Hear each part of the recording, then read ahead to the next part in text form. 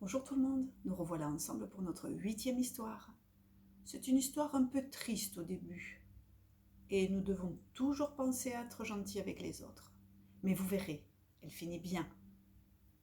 Vous avez votre doudou? Allez vite le chercher. Regardez, les petites souris sont là. Et je pense que mon chat n'est pas très loin. Alors, écoutons l'histoire. Aujourd'hui, vous allez écouter l'histoire du vilain petit canard.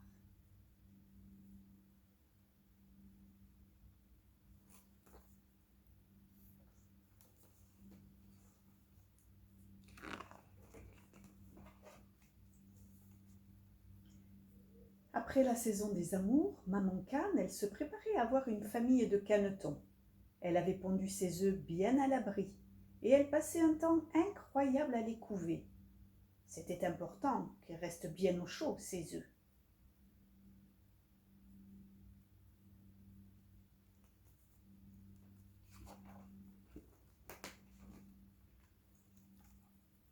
Ça y est, c'est le moment de la naissance. Maman Cane, elle entend la coquille et des œufs qui craquent. Les bébés canards qui sont dedans, ils voudraient bien sortir de là. Ils piquent la coquille avec leur bec pour la casser.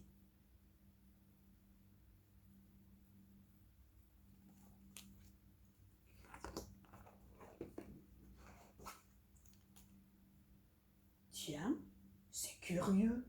Maman Cane, elle remarque qu'il y a un œuf qui ne se casse pas en même temps que les autres. Il prend son temps, celui-là. C'est vrai qu'il est un peu différent des autres. Il est plus gros.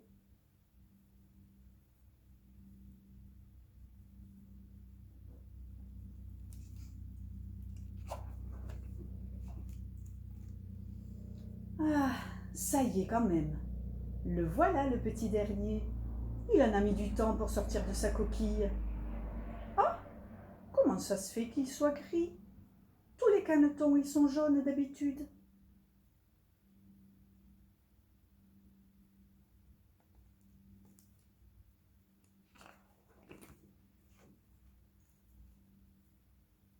Maman Cane, elle est fière de promener toute sa petite famille sur la rivière.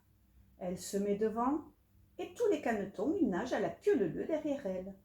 C'est le petit canard gris qui est le dernier.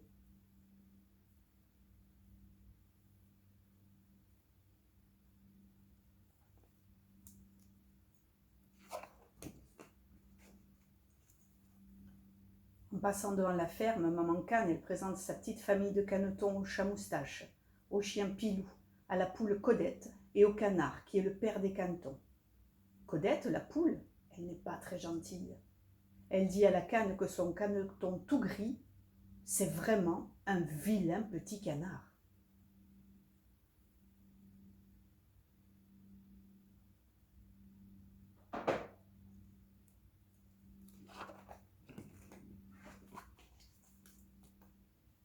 Le vilain petit canard, c'est devenu son nom.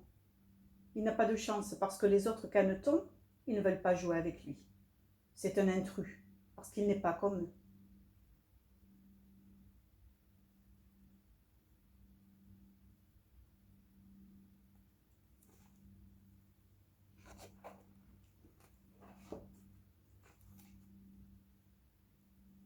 Pilou, le chien, c'est pareil. Il le chasse en aboyant parce qu'il n'a jamais vu de canard tout gris comme celui-là.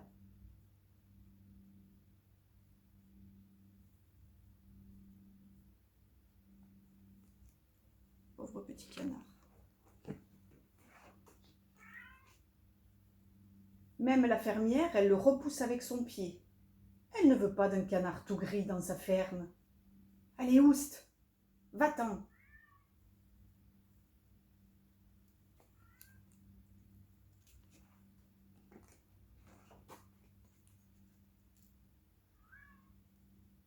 Il y a aussi Moustache, le chat, qui essaye de l'attraper avec ses griffes.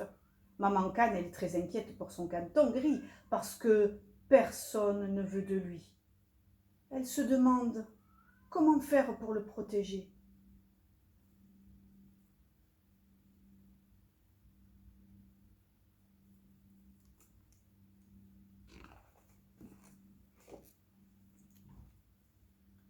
Un jour, le vilain petit canard, il aperçoit 3 magnifiques cygnes qui passent au-dessus de la mare.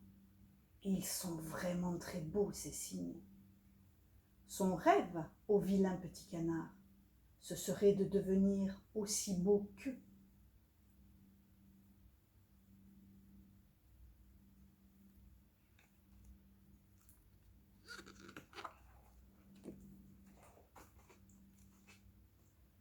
C'est l'hiver, et tous les animaux, ils sont bien au chaud à l'intérieur de la ferme, ou dehors, en groupe, collés les uns aux autres, pour se tenir chaud. Mais on ne veut toujours pas du vilain petit canard, ni dedans, ni dehors. Le pauvre, comment il va faire pour se réchauffer tout seul au bord de la mare?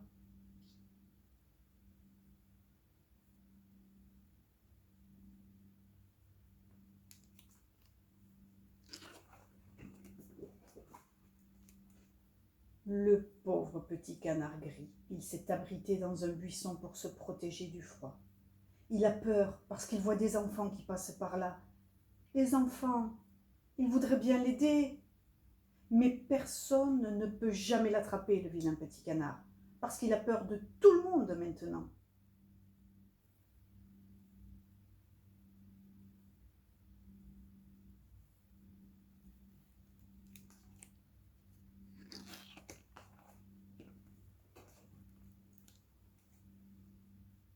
Heureusement, voilà le printemps qui est arrivé. Les canetons, ils ont grandi, ils ont tous changé. Le vilain petit canard, il est fier parce qu'il a réussi à s'envoler. Au loin, il voit un lac où il y a 3 cygnes qui se baignent. C'est sûrement ceux qu'il a déjà vus il y a longtemps, passer au-dessus de la ferme.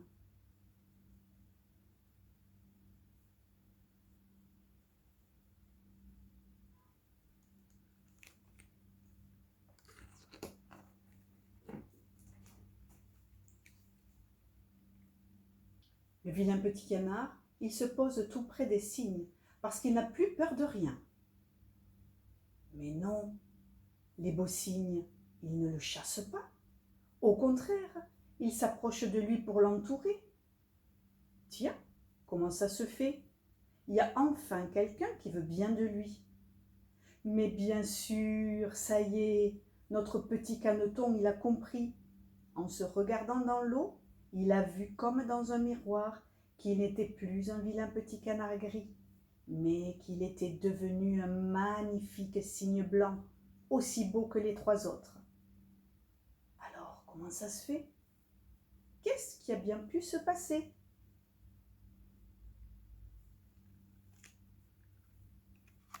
Vous avez deviné? Voilà, c'était l'histoire du vilain petit canard. Je vous fais de gros bisous.